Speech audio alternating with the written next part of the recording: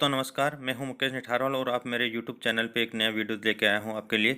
यह है प्रबंधन पोर्टल पर CWSN बच्चों की एंट्री कैसे करें और इसके क्या होंगे यूज़र आईडी और पासवर्ड। जानने के लिए पूरा वीडियो देखें।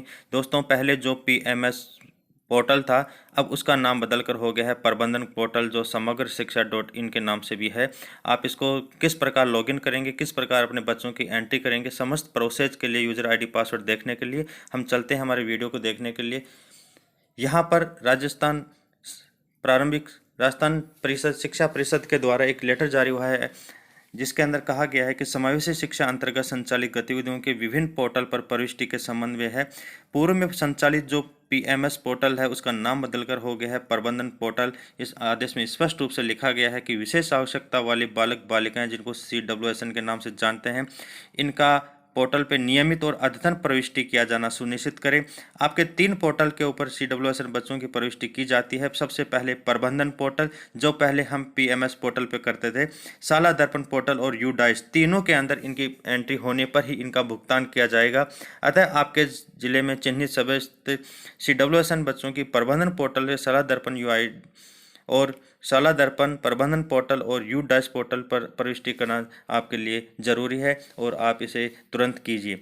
मेरे YouTube चैनल को लाइक एंड सब्सक्राइब कीजिए और अपने बेल के आइकॉन को दबाएं, जिससे कि नवीनतम आने वाले प्रबंधन पोर्टल के ऊपर CWSN वालों को बच्चों की एंट्री की जाती है।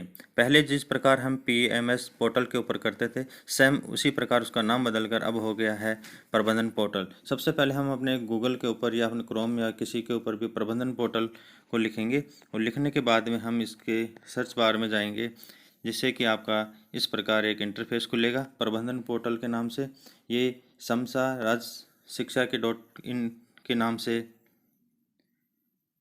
खुलेगा और आपके सामने इस प्रकार एक प्रबंधन पोर्टल के नाम से जो है, उसमें हमें आईडी पासवर्ड जो पहले से अपन को दिए हुए हैं, यूज़र आईडी आपके स्कूल के जो डाइस नंबर हैं और पासवर्ड आपके पास होंगे जो आपको ज़िले से या ब्लॉक से मिले हुए होंगे। यदि नहीं है आपके पास तो आप इसको फॉरवर्ड करके ईमेल पे दोबारा पासवर्ड सेट कर सकते हैं। तो चलिए दोस्तों, हम यहाँ पे मेरे पहले से जो पासवर्ड हैं उनके आधार पर लगाने के बाद में कैप्चा लगाता हूँ और कैप्चा लगाने के बाद में हम यहाँ पर अपना स्कूल का जो पोर्टल है उसको अपन यहाँ पे चालू करते हैं।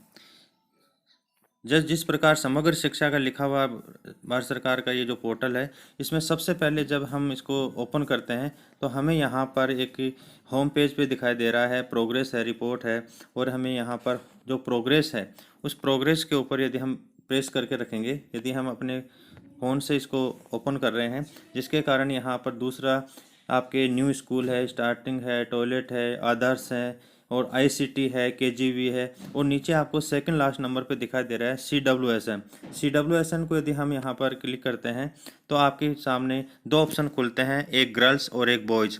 यदि हमको गर्ल्स और बॉयज़ को अलग अलग यहाँ पे फीडिंग करनी है, यदि सबसे पहले हम यदि गर्ल्स की करती हैं तो यहाँ पर आगे आपके फिर 2 ऑप्शन खुलते हैं, एक स्टूडेंट एंट्री। तो स्टूडेंट एंट्री के ऊपर आपको क्लिक करते हैं तो आपको यहाँ पर जहाँ पर आपको बच्चों की एंट्री करनी है, आपके स्कूल का नाम आ जाएगा। सबसे पहले हमें फाइनेंशियल ईयर को सिलेक्ट करना है। जिस प्रकार मैं यदि इस सत्र के 2020-21 की एंट्री कर रहा हूँ तो फाइनेंशियल ईयर को सिलेक्ट कर लिया, स्कूल का नाम आ गया। आपके पास में नीचे इस प्रकार स्टूडेंट की डिटेल्स होती है जिसे हमें फिल करना होता है। सबसे पहले मैं स्टूडेंट की डिटेल्स यदि फिट करना चाहते हैं तो जैसे स्टूडेंट का नाम हमने यहाँ पर शो किया है, यदि हम यहाँ पर मान लो कि प्रेम स्टूडेंट का जो नाम है वो यहाँ पर लिख दिया है। यदि यहाँ पर फादर्स नाम है, फादर्स नाम के अंदर यदि हम जैसे हमने यहाँ पर लिखा है, कुछ भी नाम अपन यहाँ पे दे सकते हैं। मदर्स नेम के अंदर जिस प्रकार यहाँ पे जैसे मान लो SS, यहाँ पर अपन मदर्स नेम के अंदर आशा या कुछ भी अपन दे सकते हैं। मोबाइल नंबर को आपको यहाँ पे लिखना होगा, जिस प्रकार यहाँ पे हमने कोई भी एक मोबाइल नंबर डाल दें। मोबाइल नंबर डालने के बाद में आपको एड्रेस लिखना होगा। जैसे मान लो मैंने यहाँ पे SIKAR पूरा आपको एड्रेस लिखना है। इसके अंदर मैंने यहाँ पर जिस प्रकार सिक्का लिख दिया है। पिन कोड नंबर आपको यहाँ पे ढालने हैं, पिन कोड नंबर डाल दिए उसके बाद में आपको यहाँ पर देखते हैं कि किस प्रकार आपके डेट ऑफ बर्थ के अंदर आपका जो शेड्यूल दिया हुआ है यहाँ पर वही डेट ऑफ बर्थ आपको यहाँ पे डालनी है, जिसके अंदर स्लेश लगाकर आपको इसमें लिखना है। जैसे यहाँ पर कोई भी एक डेट ऑफ बर्थ अपन लिख देते हैं, जैसे मैंने यहाँ पर 2009 ये अपने एंट्री कर दी है। डेट ऑफ बर्थ लिखने के बाद में जैसे यहाँ पर डेट ऑफ बर्थ का ये डेट ऑफ बर्थ हो गया।